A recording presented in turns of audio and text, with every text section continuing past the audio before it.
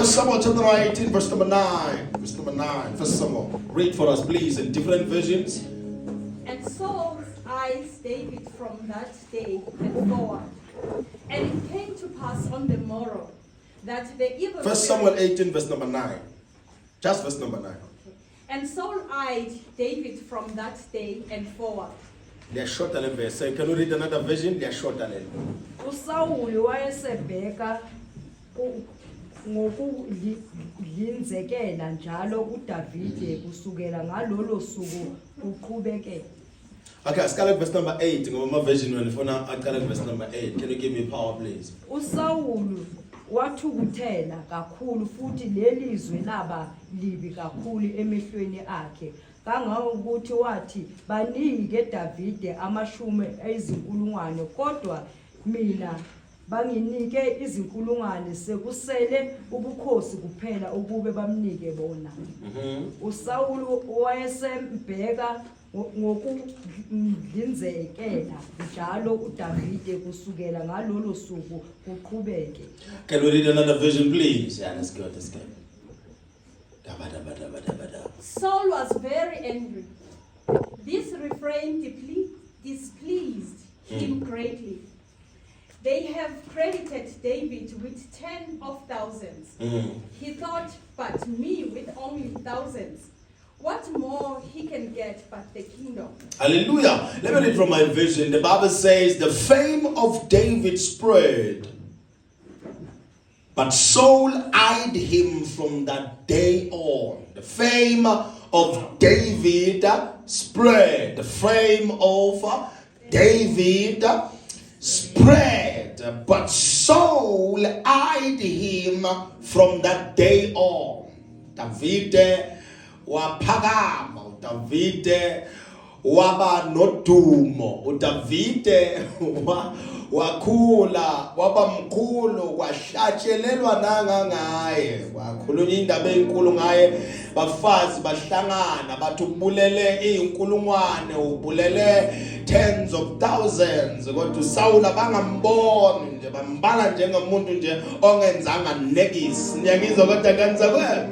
So now the fame of David ezikhula uSawula bekaloku ambhekile anti ngoba njalo mawukhula kunehlo elibhekayo, njalo mawuthola ifame kunehlo elibhekayo, njalo mawuphonyothwa empilweni kunehlo ehlezi nje libheke wena likuzindlela izinto ezimbi libalela every time umuntu omnyama makaphakama isizwe simnyama masiphakama sethe kuba nehlo nje from somewhere elibheka kabi leyo nation naleyo country, just like we are surrounded by enemies as we speak right now, but most of us are spiritually sedated to see what is happening right now. The enemy is creeping under our feet and we can't see that. We are so captured by the fame and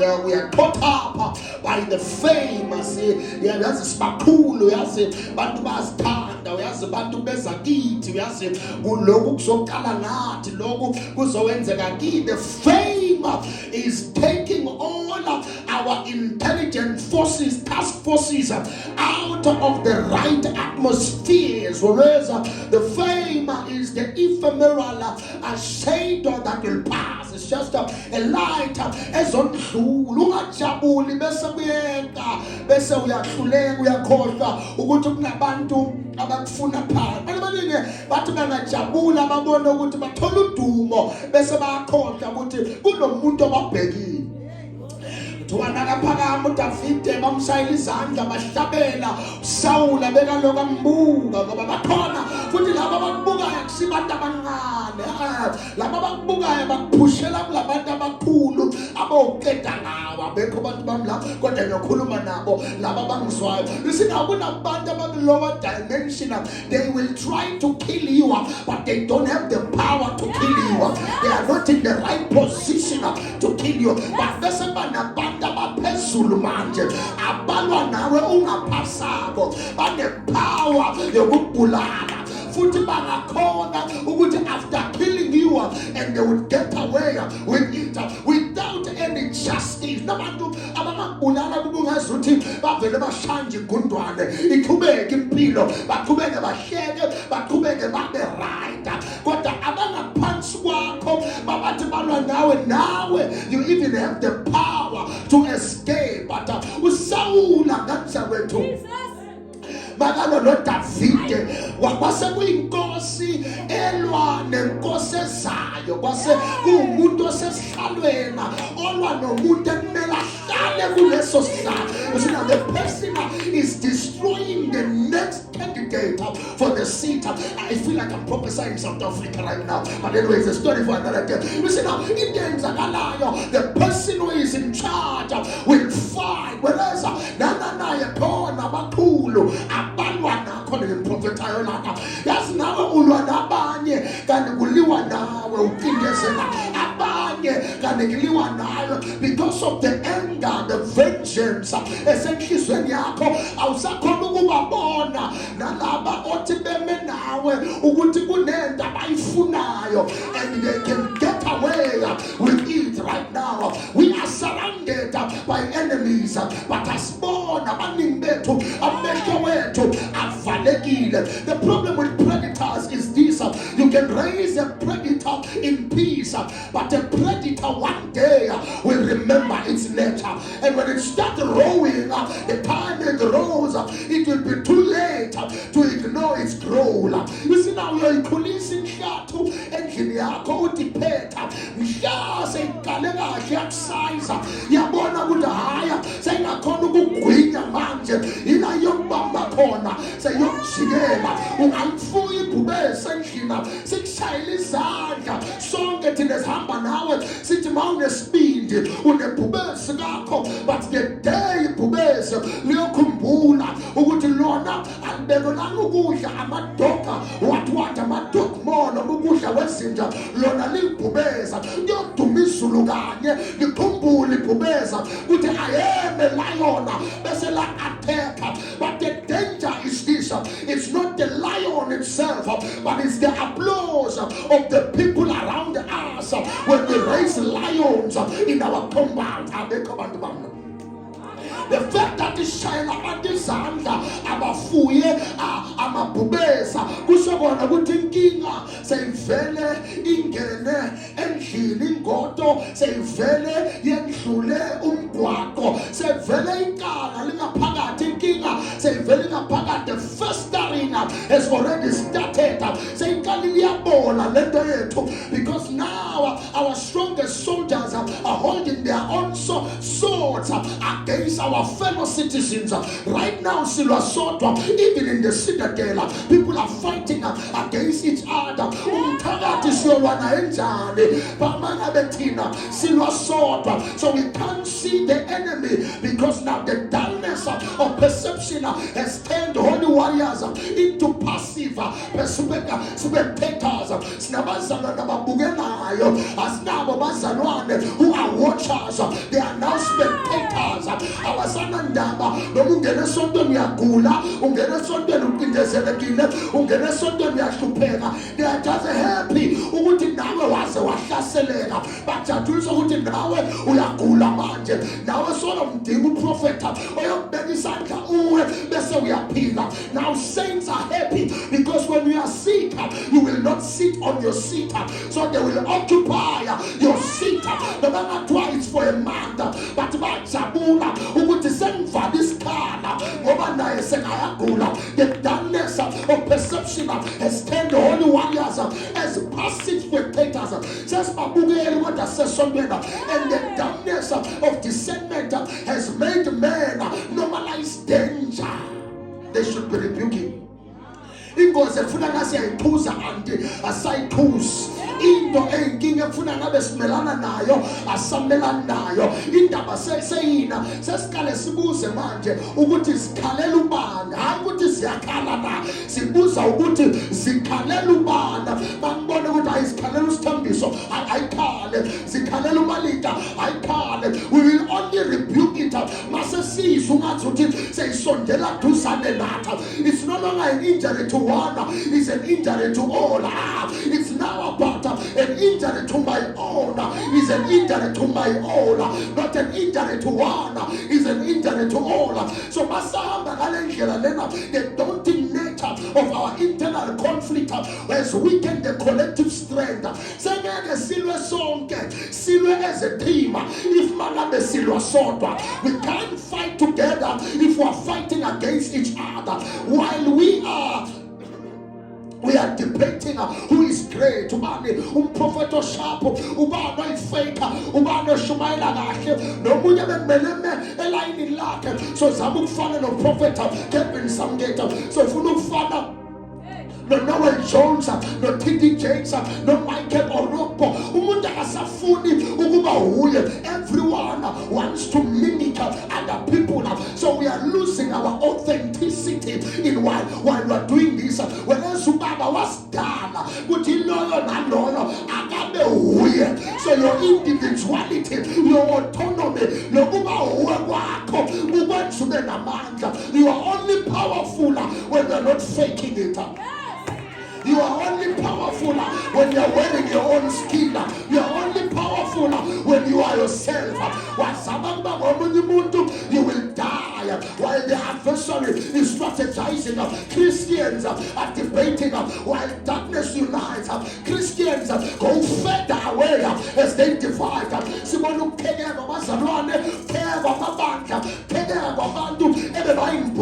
But now by and in this fracture, the enemy is coming in and is finding no resistance because he lost and he will attack us and take us out.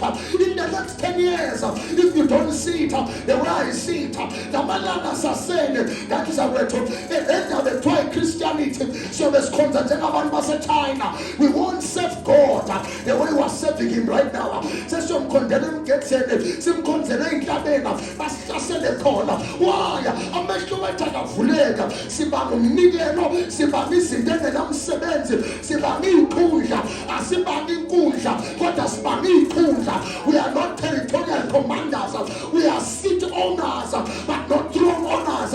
What a non charge with Jehovah, we have exposed with Satan from our midst in the name of touch them and say we are surrounded by enemies. Gentlemen, we are surrounded by enemies. Say that again, we are surrounded by enemies. Slowly but surely we will awaken and open the eyes of the Christians we have nowadays. Because right now we are losing it. We are no longer relevant, but we are full of revelations. But we are no longer relevant. God will change that today.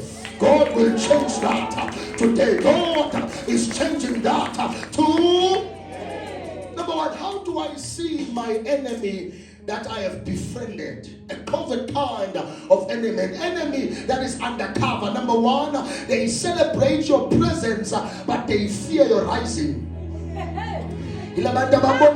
Prophet to corner, got a niggas too. Prophet Kevin Samgate to corner, but yes, got a niggas ini.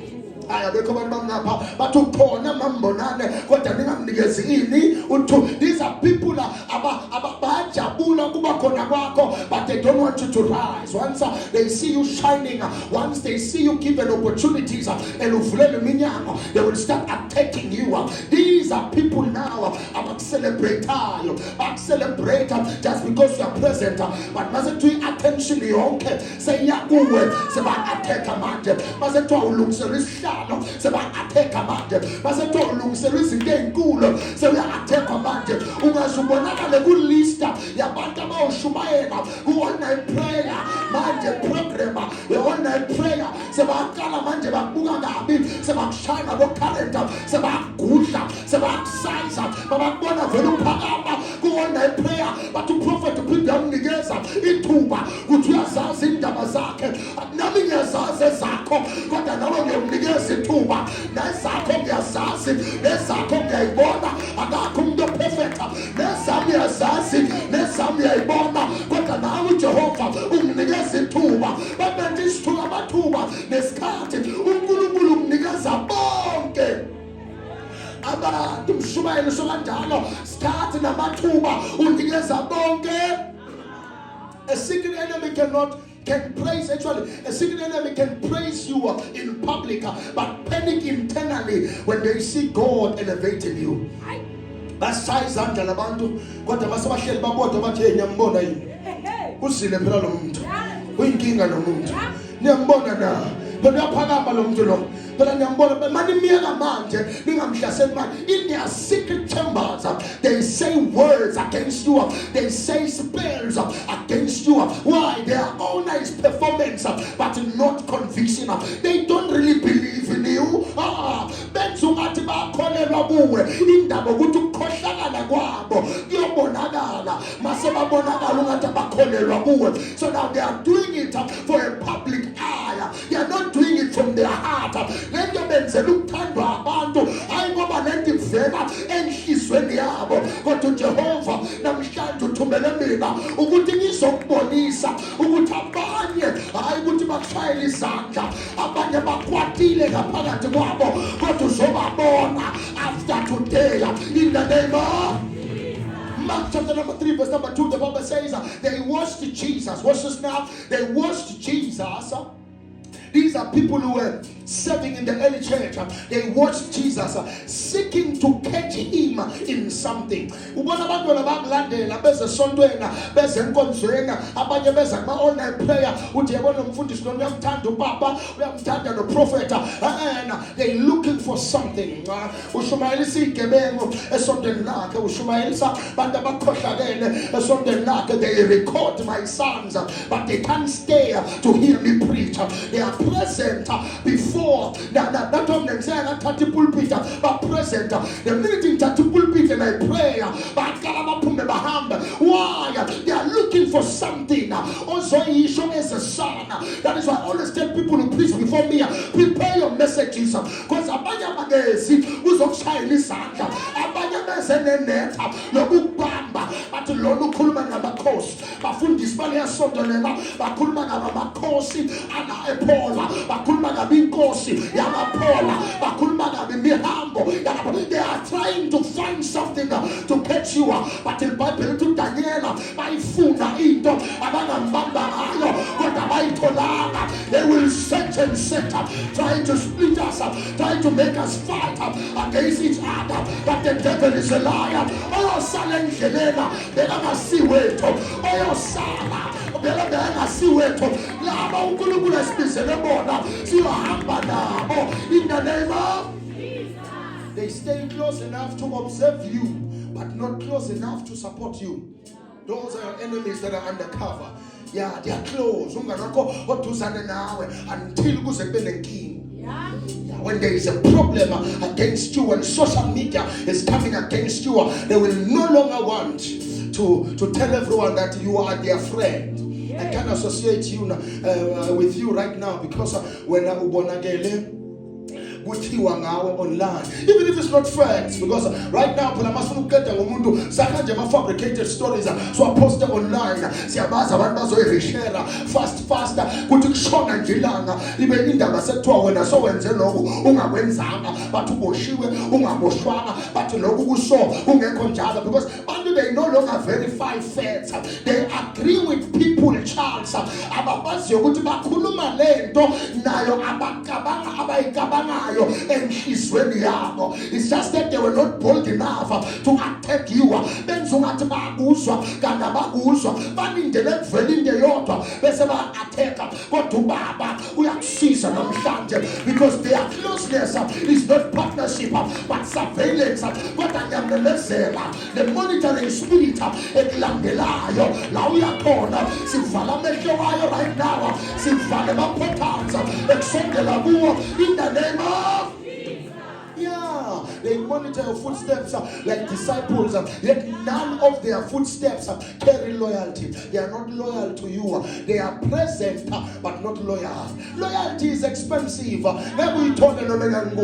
Loyalty cannot be searched or even you can't seek loyalty from minions. Loyalty is very deep. Loyalty, it's really loyalty.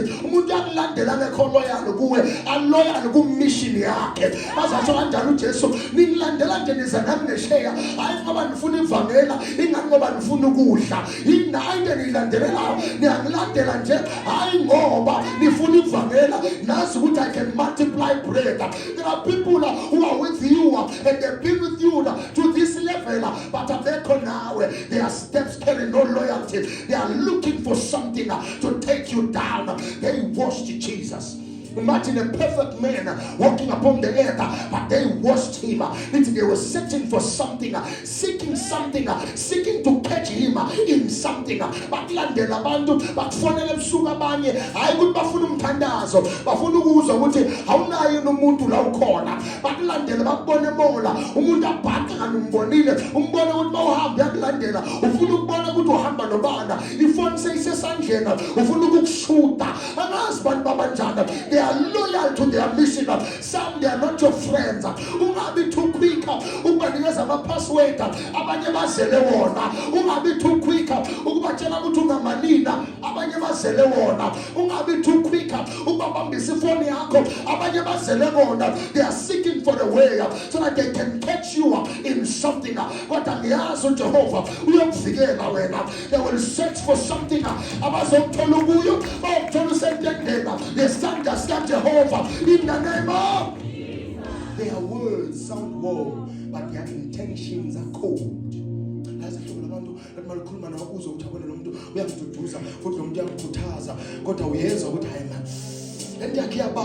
It lacks something. It is supposed to be soul punching and heartfelt, but man, yes, uyayikhuluma lento kodwa hayi man, khona into ebelokithi hayi man, lento ngathi ayiphumi enhlizweni yakhe. Their words are warm, but their intentions are cold. Lento abayifunayo for wena, I'm telling you, abanye bakwata hayi manje ungasondeli kithi, ngeke ngikhona ukusondela kini ngoba ngiyabona ukuthi ama intentions wenu are cold against me. Angifuni ukuthi ngiphakame nilwa nento yodwa ukuthi how come kube so, how come kube nje, how come akhona ukwenza lokhu thina kusehlulile. But amagama umuntu akaze akuphethe on the shoulder ube sure ukuthi uyabuzwa, uyakwazi kanti uthunyelwe kunama evil intentions nama motives emva kwakho. Ngiyathandaza abeze kabi bazobanjwa decision, abeze kabi they speak the language of affection, but carry the intention of sabotage, the intent of sabotage. Abukindlela ukuqindezela, abukindlela ukubamba, bahamba nawe. Bomlalela umuntu makhuluma, ulenkulumo lena ya umuntu makadake ukhuluma iqiniso, makajabulile ukhuluma iqiniso, makakwatile ukhuluma iqiniso. Umuntu angadakwa, umuntu angakwata, umuntu angajabula kakhulu, umuntu angalamba, umuntu angathiwa udlile sowusuthi manje iqiniso. I'm telling you, uyakukhiphela lona. More especially mawamthembisa something, uyalikhipha lonke njengoba njalo. And mangabe ufuna ukubamba umuntu, ubambuza question A1 ka 3. Kokuqala uyophika, kwesibili aphike, kwesi-3 ngenzeka phinda phinde umbuze. Umbuzo oyi-1 qhubeka nenkulumo phinde ubuyisele umbuzo. Lo oyi-1 qhubeka nenkulumo phinde ubuyisele umbuzo. The true intention yalenta yenzayo iyovela. Petro uyamthanda, na uJesu waphinda close to 3 times afuna ukumbona ukuthi Petro uyamthanda. Let's learn to ask the right questions. When there is a problem, ask the right questions. When you are suspecting something, you must ask the right. I learned something a few days ago, but leave 1 hour before the devil arrives. The minute I sense ukuthi umuntu ungazi ukuthi kunento engekho right afuna ukuyenza while ngihamba naye, I leave in that very moment. Immediately ngisendaweni kwaba nento engathi kunento engathi ayikho right la, I leave in that very moment, because in 60 minutes I'm telling you uJesu wathi ngeke nalinda nami for an hour elilodwa. Uyazi ukuthi bekashona bekazama ukukutshela ukuthi if there is something that is wrong that is about to happen, the minute you start feeling ukuthi something is wrong, I must leave an hour before the devil arrives. Ngezwa nje ukuthi ngihambe noma ngathi ngihleli nobani mina, ngivele ngimtshela ukuthi sekunento engaphakathi kwami ethi angihambe manje. Ngayilaleli before ngabona bathi naka abanye bathi isisu senyoka mandaba, isisu sani senyoka. So right now amizibambelele. If I feel it, I must move. If something says stand up and walk away, I stand up and walk away. Somebody say before the devil arrives. Why is it that we tell you to leave before the devil arrives? Because certain smiles become camouflage for spiritual takers. They are preparing a spiritual taker. Yeah, when you come out with party message about party message physical, but shaga more. They understood that they're strong in the spirit. So what they are catering for, and they are there for, they are there to destroy your spiritual man. So certain smiles are a camouflage for spiritual takers. They want to stab your spirit, drain your spirit. But I pray for you, every taker who Satan has a pawns while they are smiling, the God we serve by your faith will block the darts of the enemy. Your faith will become a shield to block the spiritual darts of the enemy in the name of. Can I read the scripture? I love the book of Psalms. Psalms 55 verse number 21, 55, 55 verse number 21. The Bible says his words were smoother than butter, but war was in his heart. If I'm in a space and people start becoming sweet to me, full of compliments, I tell them it's getting suspicious here. It's getting suspicious here. Why ning Chinese and Gaga? Ninganazi. Why ning Chinese and Gaga? Why Gaga? They are trying to block something. But pretend. But pretend to be nice, but nice. Izimo ngamzokuthi mawukhokhatha umnyango ngeke livelele kuhle livele smile ethi ngena phakathi ubona maseliphaka ukuthi hayibo yini ngathi isithupha lesi esinakule plate yini ngathi isithupha yihlo lomuntu phela le isithupha. So kanjalo now ufuna understand abanye they extend courtesy and love, but it's not courtesy and it's not love, it's a net to catch you. But ubaba ukuvula amehlo uzoyibona iza lento in the name of. If I can keep aside this, I can go as deep as this. The Bible says his words were smoother than butter. They are smooth operators in this life.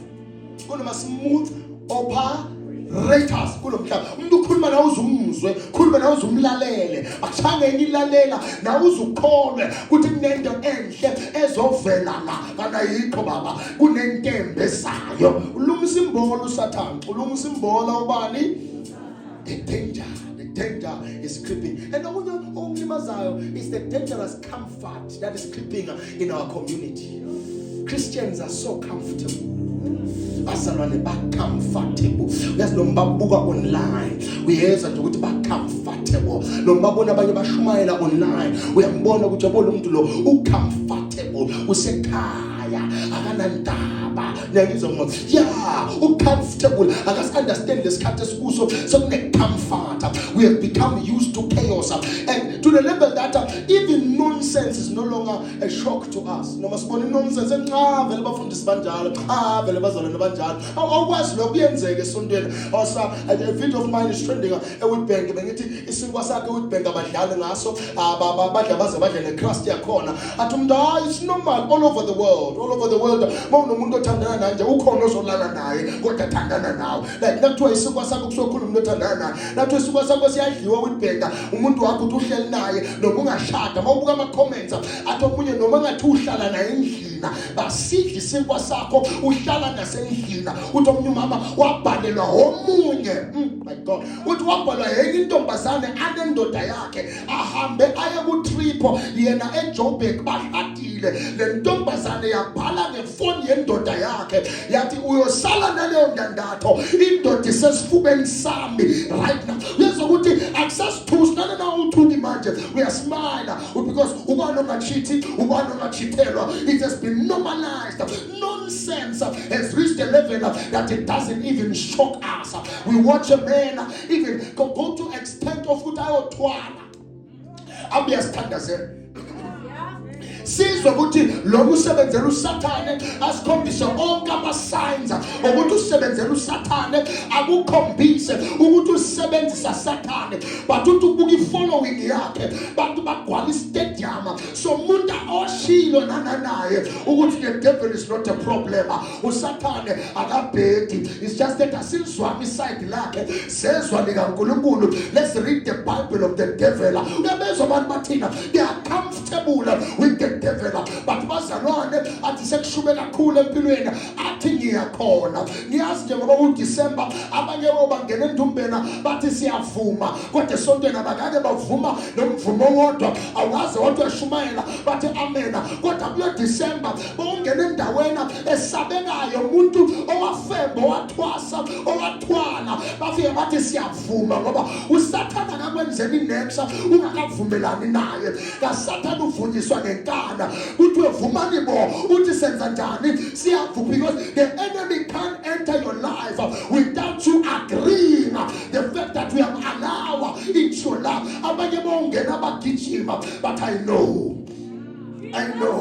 ukuthi bakhona bayosala. Siyazi abanye bawulahleka bawuthathwa iAstropesa bawuthathwa iHennessy bawuthathwa utshwala kodwa abanye bawenza njani bayosa. Njengoba abanye nje itulo sisibona empty lana akusingo babesaba imvula uphume ekhaya ezesontweni kodwa emfaneni right now uphume ekhaya ezesontweni kodwa uyojuma ngabonayina uyobe siyabuyela ngendlini kanjalo na next year siyobe sibusisa ingane zabo osiphambanana nabo siphamandla. We have normalized threats in the kingdom of God. When the man of God says bafuna ukungibulala but ayibonke bafundisi bafuna ukubabulala right now, but mathiwa wena kunabantu bafuna ukubulala ufuna iservice imele wena imiswe nawe. But when the man of God says yazi nabantu abangilandelayo abafundisi wena babafuna phansi, but when uqosha umthakatho oyiwana ufaste 21 days, we have normalized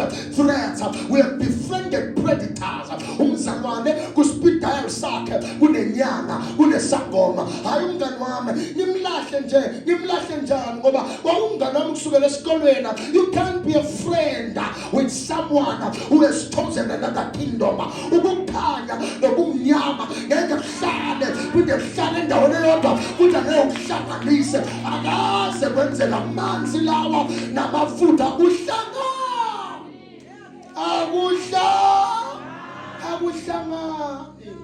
we have romanticized recklessness. The purity, the holiness, the punctuality,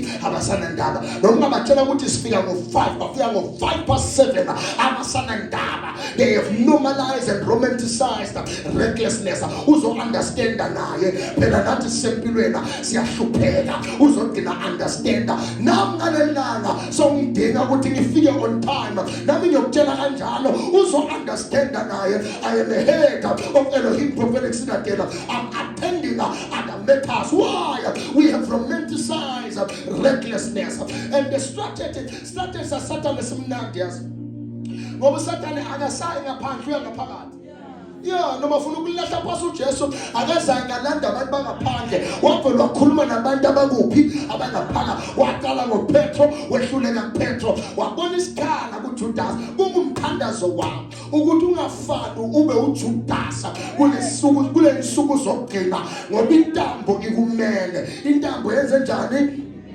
One of the things I always tell people, some will tell you, karma, what, karma, you told it karma, mean I become karma. I become calm. You see, when you're waiting for karma, I become karma. You come against me, I become your karma. I'm a prophet because I am a leader. When you come against me, I come against you.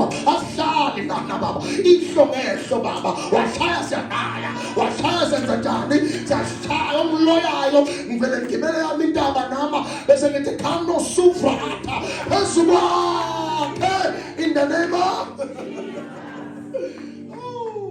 we are so wounded, so distracted, so divided that we no longer sense the impending devouring of the enemy.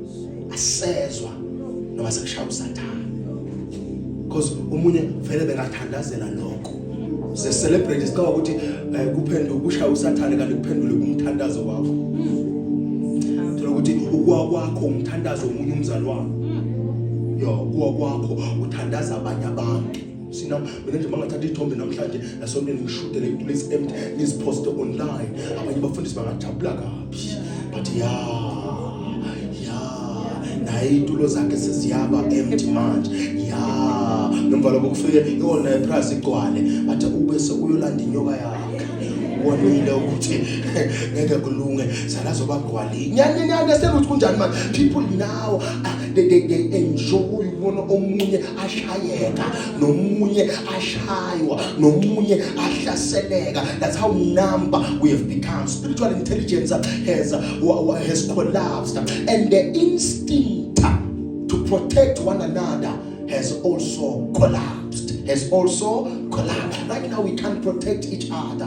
Instead kuba yibo bona laba asibabiza ukuthi abazalwane abaphusha le agenda yokuhlaselwa kwabantu. Umuntu afuna amafayela omunye umfundisi noma omunye umzalwane ukuze amphushele phansi, because the instinct to protect one another has also collapsed. And into engilimazayo ukuthi lama systems esiwasebenzisayo ukulimaza our fellow brothers are the same systems the enemy will use to destroy us. Because if uSathane bekakhona ukungena wasuyabona ukuthi hayi inhlebo iyakhona ukubaqeda, wenza njani uSathane? Usebenzisa yona ngokubuthakathi, ukubonile ukuthi hayi khona abusebenzi, so usebenzisa inhlebo ke manje ukuthi asilahle phansi. And abaningi baya phansi. Mina Nkosi yami nginamagwegwe futhi ngiyazi noma lina angaze ngawa sololana ngoba inyawo zami zihamba futhi khohlwa angiyiphansi. But some of you will go down because anikho firm entweni eniyifunayo, anikho straight entweni eniyifunayo. You don't know what you really want. Awazi ukuthi ufunani kahle kahle. Namhlanje sasula namhlanje la ufuna receive, uvela kwenye indawo phinde nakhona receive, uscrolla ka TikTok uthola umuntu live uthi receive, awuthi receive, awumazi uthandazelo ubani, awumazi right noma ngekho right, so ungene nawe prophesy me ngoba ngazi ukuthi yini le ndiyanenza nathanda isprofeto, yini le nenza nathanda prophet. One umuntu divana wazi wakumazi prophesy me man of God, mina ubani ukutshela ukuthi man of God. Have you searched the spirit to check if they are men of God? Ngazi nafundiswa ubani ngaba nthandazelwa inoma engawubani. Bible uthi uMapostle Paul at Timothy ubalekele ukubeka abantu isandla, wenze njani? Ukwesabe nokubeka abantu isandla. Why? Kunento ekuthiwa transference of power. Ukufakela mapha amandla umuntu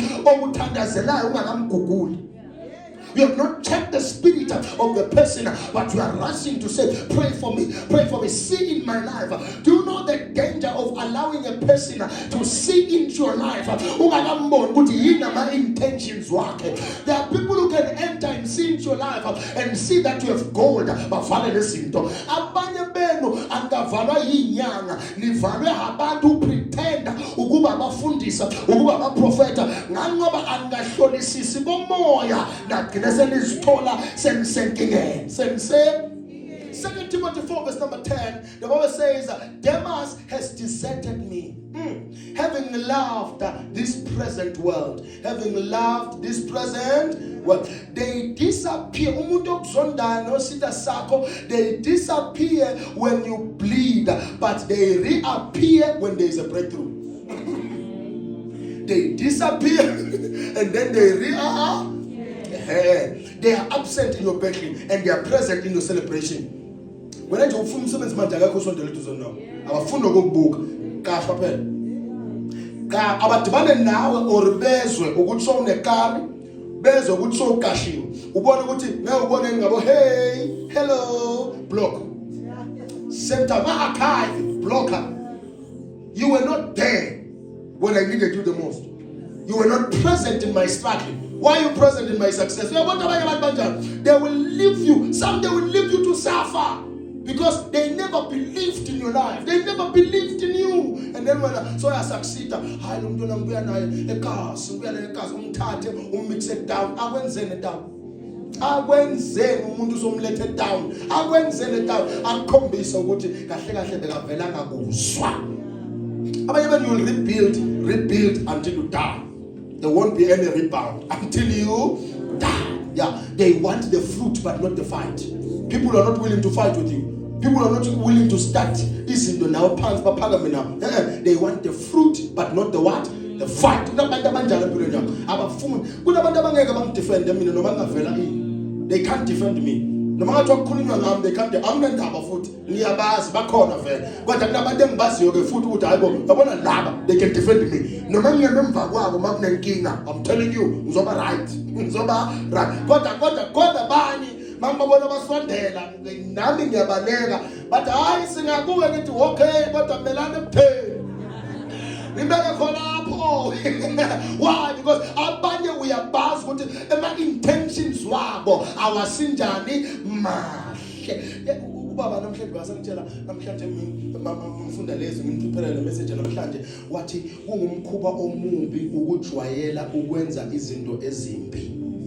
Bekho ngapha abashiye ngoba bangizwa bomama bangalesine kumbe ngaba bazongizwa nithi kungumkhuba omubi ukujwayela ukwenza izinto umkhuba onjani isibanga ngasitshela into le enhlizweni yakho. I'm telling you are not going far in that. Noma sikubeka position enkulu uzobuya phansi ngoba usayakubona ukuthi kungumkhuba omubi because lento bawenza into embi kunomoya okhulumayo ngaphakathi kwakho ubelokhu ukutshela ukuthi ayilunganga lento yenza ayikho right lento yenza wrong ngokusho lokho kushopa wakubona wena ku right waqhubeka wakwenza the lie will become a truth and there will be a problem in your life. So kumkhuba omubi ukujwayela ukwenza izinto ezinjani ezimbi. Tshela umakhelwane Psalm 64 verse number 6. Tshela umakhelwane umkhuba omubi ukuzijwayeza ukufika late esontweni.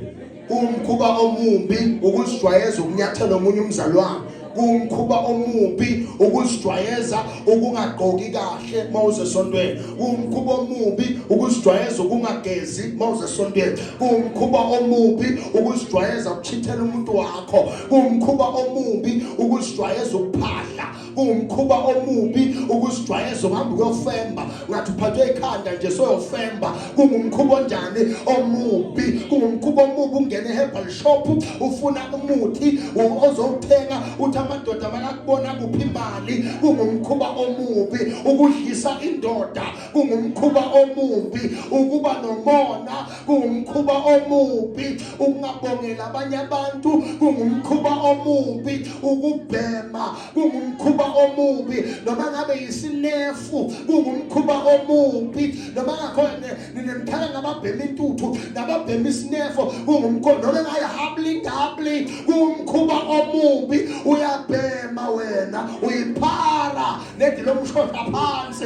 Kungumkhuba omubi ukweba imali esikhwameni somzali. Kungumkhuba omubi ukuthi mawashela indoda yakhe impahla uthola 100 rand awukhulumi kodwa mawuthola ikhondomu uyakhuluma. Kungumkhuba omubi. Kungumkhuba omubi ngaphansi sibambisa. Kungumkhuba omubi. In the name of they set out my iniquity and devise evil schemes. They set out for my iniquity and they devise evil schemes. They ask too many questions. They ask too many questions. Their curiosity is their surveillance. Their curiosity is their surveillance. Ababuzi kahle kahle bayashaya survey kahle kahle bakulandela bakurecorda. Kunemibuzo engayiphenduli mina because ngiyeza ukuthi lo mbuzo lo awukufaki wena. Sizesontweni la ungangibuza ukuthi ngishadile noma ngishada ungenaphi wena. Ungenaphi wena umprofeti na ngisekuwena. Ngisekuwena sisesontweni la wena soyangibuza ukuthi iphi indoda yakho. Iphi indoda yami njani? Ufuna nendodeni yakho. Ufuna ukuyenzana indoda yakho. You are asking too many questions and too personal questions. Uhlalaphi? Hayibo. Nangu umuntu ufuna ukungilwena uzama ukuthumela izulu langafiki ufunana ngihlala khona. When I'm comfortable enough to share my location I will share my location. Usebenza ungenaphi wena uhlanganaphi indaba zezwe. Some questions they are not just questions, they use them to scan your life. They use them to they study your weaknesses. They are investigators. A true friend is a shield, but a secret enemy is an investigator. We have to do an interrogation.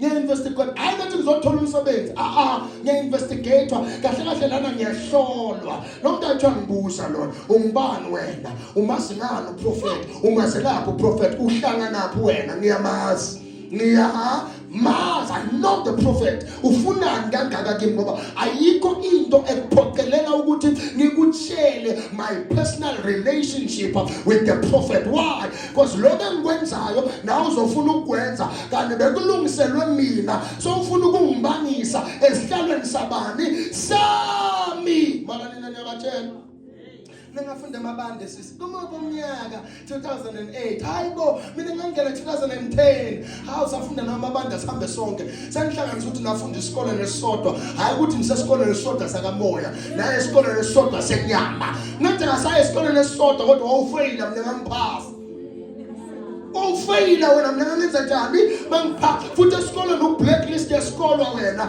mina ngikho blacklist yesikole so bahamba nami because we went to the same school sasifunda endaweni eyodwa bazali bethu baba-afforda lapha but right now I have outgrown that perimeter. Right now sekunendlela ngichecka ngayo bantu ngingahambe nayo ngoba simeshile awusisi rogo lakho nerogo lami liyafana siwathenga endaweni eyodwa hayi mina nawe sesiyezwana asizwani ngamarogo enyama funa sizwane ngengubo yakamoya. Our grace clock funa ibe yiwana. You are an intercessor, I am an intercessor. Singahambisana. You are a worshipper, I am a worshipper. Singahambi hayi ngokumesha komqhino ngenzeka nje usumile lapha wangikopela ngoba ngipostile ku status wagijima wayesaluni bawubhaka so wenza ngathi ufuna ukufana nami awuqhine njengami ubonile nje before uze ngapha ubonile nje wasi uyakopa ufuna indlela yokungena. They are not a shield, they are investigators. Their curiosity surveillance is surveillance. Luke 11 chapter number 11 verse number 53 to 55. The Pharisees asked him many things. They are tempting him. Mina ngiyazi nje mina sengangithemba noma sekwanona wami unizinto angibuza zona ngivela ngibiza usithembisa umkhiphe akazi ufunani akazi uzeleni nikeze imali yakhe ahambe because umuntu lo hayi ukuthi uzeli 1-on-1 sekunento ayifunayo akese anga ku 1-on-1 kunento yenza njani ayifunayo. They asked a lot of questions, too many things. Every day every day and let that booze as well as personal. They are not spiritual. They are not in the perimeters of sentiment or beliefs or spirituality. They are personal. Ufunani empilweni yami kangaka yini ifuna empilweni yami ngumbane empilweni yami uyagubha kanga yini kodwa lento lena egubhe baleni ngumbane vele lo ithola ibeke kunehlabathi engaka la kuthiwa yini egama lesibala wathi ngumbane right umvukuzane ufunani kangaka empilweni yami mvukuzane afuna into ngiyithole right nangisho wrong ngisho right mvukuzane kunabantu abaphila empilweni yakho mvukuzane ikhishwa ngani mvukuzane thina sihlakaniphila semakhaya silanda amanzi anjani ashisana be harsh when you're talking to them. When you find ukuthi umuntu lo mntwana ube lo uyingumba yini mvukuzane right ngumbani ngithatha for it porcupine una umuntu nangu ebekatshela umuntu wathi dress lakhe ngazothi khona umuntu engimbone lapho sikuhlele ngumbane ngiyabagwarana wathi dress lakhe ngathi ngumbane iyahlala legama ethi ngumbane ngoba ngigugulile ngathi ingungubane porcupine ngabona dress ngabona ngathi eish but anyways angisuke endabeni sabantu mvukuzane. There are people who are like mvukuzane kulona. They will dig into your life, dig into your file, go back to where bazenza abaprophet but abaprophet benyama bafuna ukubamba. But lona sebamsebenzisa kodwa uyahlupha lapha babamba limuva lakho babamba. They ask too many questions. Too many questions. I want something here. I'm not saying lahlekelelana ngendaba engumbane usithembiso na asawumsithembiso They study your weakness, they study your more than your victories, your victories. Abafuni le ithombe zakho la right khona angakuzwa umunye mina post esinye isithombe sami sakudala hayibo wena wenzani manje akasekho umuntu ongikhumbula nje mina wayengiphoste njena wayengangiphoste manje wayengivezela nesithanda lezo hayibo uthanda ihlupheko uthanda inhlupheko.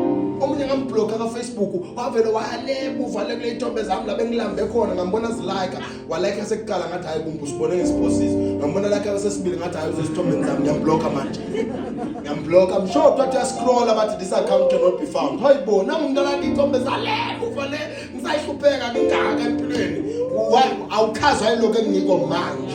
That there are people like that. There are people like they study your weakness but not your strength. They study your weakness but not your strength. Yeah, they scan remove alako, they scan remove alako, they scan they scan only points they can exploit. So makabuza ngendoda yakho, when you show ukubuza ngendoda yakho next time uzokhuluma ifayela la because abanye benangazi ngivulekela nomuntu makavuleka. Mina ngikutshela manga wavuleka because I know ukuthi umuntu angaza ashare lempilo yakho ufuna nawe wenze njani. Oh mina ngamafayela wami nje amanga. Alabantu abashare izinto bafuna ngishare nabo. Mina ngizokutshela ukuthi ngine Mustang, ngizokutshela ukuthi ngine Bentley. I've got pictures to back those things up. Ngine M4, ngine G-Wagon. Impilo yami vele i-right. Uze wena ugijime, Nkosi yami ungijimise. Naye yamjiwagon ngaphandle. Ngihamba ngayo ngireverse ngayo. Ngihamba ngale wena hayi lena ngoba akusephola. Umfune kuma M4 lena mina ngiyashaya. Nemaster yami. Why ngine story sabantu engibabona ukuthi laba bafuna ngikhiphe into engiyo. I have prepared it and I've trained myself to share those stories with people who want to find things about me. Ngake mina manje ngibona ningi-4. Ngathola ukuthi ningi-4 nje aningazi nongi-4.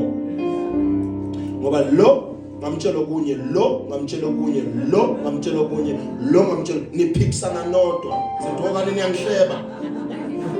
Ngaqala ngibona ningasezwani ngithi oh kabi bezihleba hayi akanayo le unalena akanayo le unamama akahlala lapho uhlala akahlala buhlangenge. Angithi ngazile ukuthi you were asking so that you can talk about me, so I give you news so that uyokabana la nihlangana khona kokhapha kamabhakede ngani phakame matiya namama mina masika ngona buka nje ngumtshelile la buka nayiproof I give you data that will go to dust because there are things you don't have to know. At Apostle Paul, we know no men after the flesh.